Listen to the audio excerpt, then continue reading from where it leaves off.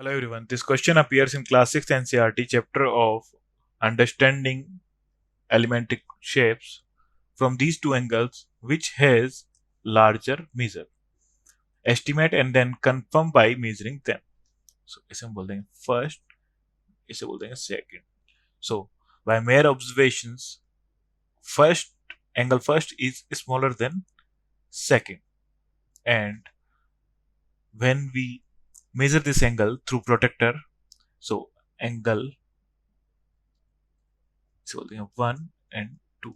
Angle 1 is equal to 45 degree and angle 2 is equal to 55 degree. So angle 1 is smaller than angle 2.